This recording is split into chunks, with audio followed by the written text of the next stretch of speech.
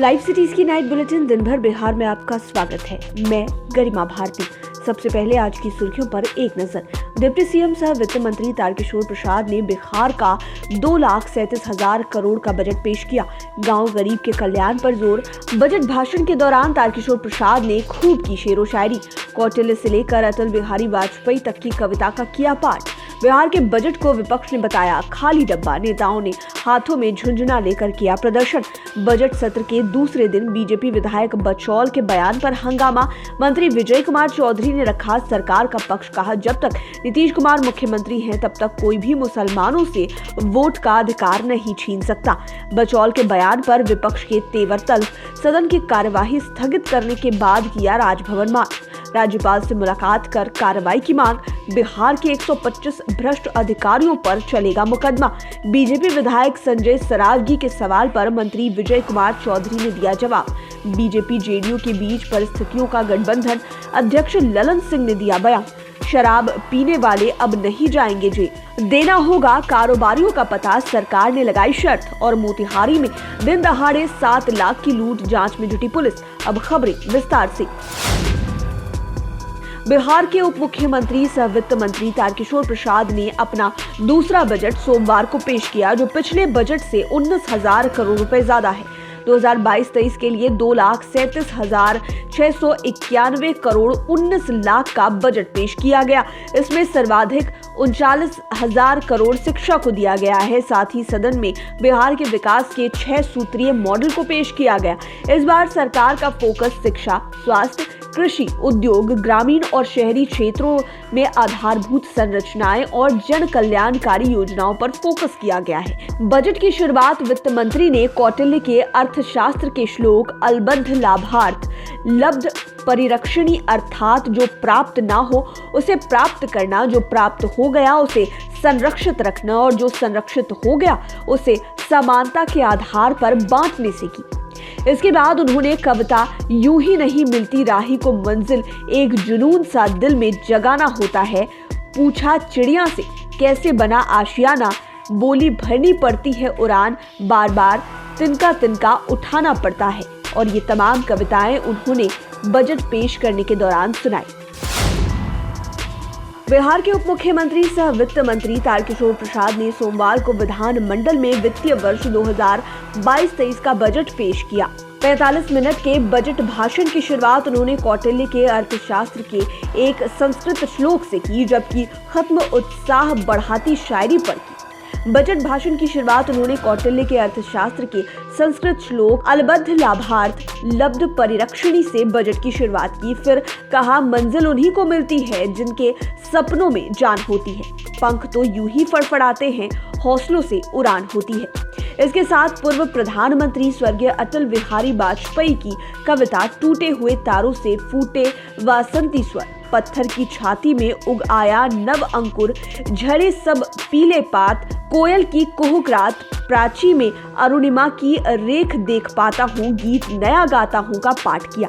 इसके बाद एक और शायरी कही, अभी तो आखिरी मंजिल बाकी है, अभी तो इरादों का इंतहा बाकी है, अभी तो तौली है मुट्ठी भर जमीन, अभी तौलना आसमां बाकी है।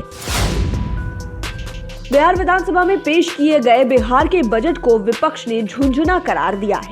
बिहार के बजट को खाली डब्बा करार देते हुए आरजेडी के नेताओं ने कहा कि बिहार बजट में आम लोगों के लिए राज्य सरकार ने कोई घोषणा नहीं की है। इस बजट से आम जनता जो पहले ही महंगाई से त्रस्त है उसको राहत नहीं दी गई है। सब्जों का मकर जाल बुना गया है जिसमें लोगों को सब्ज बाग दिखाया गया है।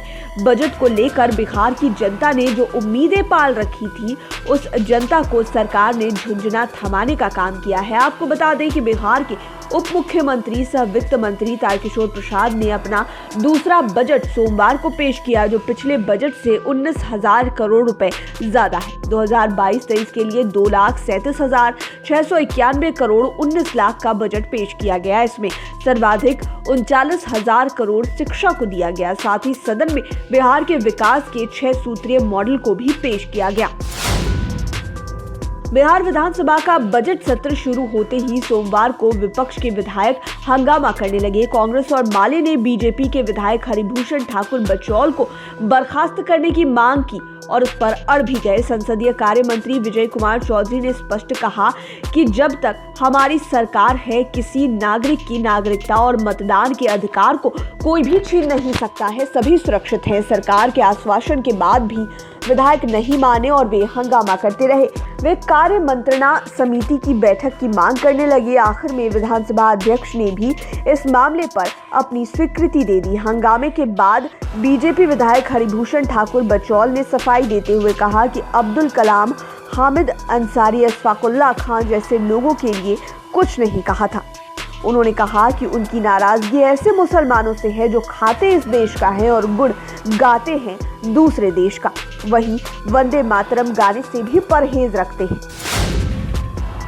बीजेपी के विधायक हरिभूषण ठाकुर बचौल के मुसलमानों से मताधिकार छीनने वाले बयान के विरोध में विपक्ष ने राजभवन मार्च किया। कांग्रेस और माले ने बीजेपी के विधायक हरिभूषण ठाकुर बचौल को बर्खास्त करने की मांग की और उस पर अड़े रहे। विपक्ष के नेताओं ने राजभवन जाकर बचौल पर कार्रवाई करने की मांग की है। सभी ने राज्यपाल से मिलकर अपनी बातों को रखा, साथ ही इस मामले में कार्रवाई करने की मांग किया। आपको बता दें कि इसके पहले सदन में बचौल मामले में सरकार की तरफ से मंत्री विजय कुमार चौधरी ने जवाब देते हुए कहा कि जब तक नीतीश कुमार मुख्यमंत्री हैं, तब तक किसी का भी मताधिकार नहीं छीना जाएगा। वहीं विपक्ष के हंगामे के बीच खुद बचौल खड़े होकर अपने बयान की सफाई दे रहे थे। उन्होंने कहा कि अब्दुल कलाम, हामिद, अशफाकुल्लाह खान जैसे लोगों के लिए कुछ भी नहीं कहा। उनकी नाराजगी ऐसे मुसलमानों से है जो दूसरे देश का गुणगान करते हैं और वंदे मातरम गाने से परहेज रखते हैं। बिहार के भ्रष्ट पदाधिकारियों के खिलाफ जल्द कार्रवाई शुरू हो सकती है। विधानसभा के बजट सत्र में बीजेपी विधायक संजय सरावगी के सवाल के जवाब में सरकार ने इसका आश्वासन दिया है। सरकार का पक्ष रखते हुए मंत्री विजय कुमार चौधरी ने कहा कि भ्रष्ट अधिकारियों के खिलाफ मुकदमा चलाने की स्वीकृति जल्द दे दी जाएगी। बीजेपी विधायक संजय सरावगी ने सदन में मांग किया कि चलते सदन में अधिकारियों पर अभियोजन शुरू करने का आदेश जारी किया जाए। इस पर मंत्री ने कहा कि यह अलग अलग मामले हैं। राज्य के 125 भ्रष्ट अधिकारियों के खिलाफ अभियोजन स्वीकृति का मामला अधिकारियों ने लटका रखा है। स्वीकृति न मिलने के कारण निगरानी विभाग कार्रवाई नहीं कर पा रही है। निगरानी विभाग के अधिकारियों के रवैये से तंग आकर सामान्य प्रशासन विभाग को डोजियर सौंपा गया है। इसके बाद सामान्य प्रशासन विभाग हरकत में आ गया है। जेडीयू अध्यक्ष ललन सिंह ने बिहार में जेडीयू बीजेपी गठबंधन को परिस्थितियों वाला गठबंधन बताया है। यूपी चुनाव में पार्टी का प्रचार करने पहुंचे ललन सिंह ने कहा कि बीजेपी के साथ जेडीयू का गठबंधन परिस्थितिवश है। ललन सिंह ने कहा है कि हमारा गठबंधन बिहार में किन हालातों में बना है ये सबों को मालूम है, लेकिन इसका मतलब ये नहीं है कि जेडीयू बिहार से बाहर अपने बूते चुनाव नहीं लड़ सकता। उन्होंने कहा कि जेडीयू यूपी में संगठन को मजबूत बनाने के लिए लगातार काम कर रही है। साल 2017 से ही यूपी में प्रयासरत हैं और 2022 में अब जेडीयू के पक्ष में नतीजे आएंगे। जेडीयू अध्यक्ष ललन सिंह ने यूपी में 5 से ज्यादा सीटें जीतने का दावा किया है। इसके साथ ही ललन सिंह ने यह भी दावा किया है कि 2027 तक के जेडीयू उत्तर प्रदेश में एक राजनीतिक ताकत के तौर पर सामने आएगी। बिहार का बजट पेश होने के दौरान सदन से नेता प्रतिपक्ष तेजस्वी यादव अनुपस्थित रहे और इस पर पप्पू यादव ने कहा कि इतने बड़े नासमझ व्यक्ति के बारे में मैं कुछ नहीं कहूंगा। बिहार के लिए ऐसे कोई भी नेता नासूर हैं। साथ ही उन्होंने कांग्रेस को आरजेडी से बेहतर बताते हुए कहा कि कांग्रेस वर्कर को तवज्जो देती है। जाप सुप्रीमो पप्पू यादव ने कहा कि लालू यादव के बगैर आरजेडी की ना ही कोई औकात थी और ना ही कोई औकात है। उन्होंने कहा कि शुरू से ही कांग्रेस से आरजेडी सुरक्षित रही है। जाप सुप्रीमो ने कहा कि जमीन की राजनीति लालू यादव के बाद आरजेडी क्या कोई भी पार्टी नहीं कर सकी। उन्होंने कहा कि आरजेडी के पास 75 एमएलए होने के बाद भी सदन में नेता प्रतिपक्ष अपने विधायकों को नहीं बचा पाए। शराबबंदी को सफल बनाने के लिए सीएम नीतीश कुमार तरह तरह के तरीके अपना रहे हैं। अब हेलीकॉप्टर से शराब के अड्डों को खोजा जा रहा है। इसी बीच शराब को लेकर बड़ा फैसला हुआ है। अब शराब पीने वालों को जेल नहीं भेजा जाएगा। मद्यनिषेध विभाग के ज्वाइंट कमिश्नर ने इस बात की जानकारी दी है। उन्होंने बताया कि शराब पीने वालों को लेकर सरकार ने बड़ा फैसला लिया है। अब शराब पीने वालों को जेल नहीं होगी। शराब पीने वालों को कारोबारियों की जानकारी देने पर जेल नहीं भेजा जाएगा। कारोबारियों की गिरफ्तारी होने पर शराब पीने वालों को सरकार कानूनी मदद भी करेगी। शराब पीने वालों को पुलिस और मद्यनिषेध विभाग की मदद करनी होगी। शराब बिकने वाली जगह की जानकारी देनी होगी। माना जा रहा है कि जेल में शराब पीने वालों की बढ़ती संख्या को देखते हुए यह फैसला लिया गया है। मोतिहारी में राजा हीरो ऑटोमोबाइल एजेंसी के मैनेजर से 7 लाख रुपए की लूट हुई है। मैनेजर तबरेज आलम और एजेंसी मालिक का भांजा सलाम बैंक में पैसे जमा करने जा रहा था। बस स्टैंड के करीब एक अपाचे बाइक पर 4 बदमाशों ने उसकी बाइक को ओवरटेक कर रोक लिया। इसके बाद हथियार के दम पर लूट को अंजाम दिया गया। 7 लाख कैश के साथ बदमाश बैंक की चेकबुक, एटीएम कार्ड लूट कर फरार हो गए। घटना के बाद इलाके में हड़कंप मचा, आसपास के लोगों की भीड़ लग गई। इधर घटना की सूचना मिलते ही पुलिस मौके पर पहुंची और जांच कर रही है। पुलिस का कहना है कि लूटपाट की बात सामने आई है। कुछ लोगों से पूछताछ की जा रही है। सीसीटीवी की मदद से बदमाशों की पहचान की जा रही है। मामले में आगे कार्रवाई होगी। लाइव सिटीज की नाइट बुलेटिन में फिलहाल इतना ही। खबरों की दुनिया में बने रहने के लिए हमारे चैनल को सब्सक्राइब करें।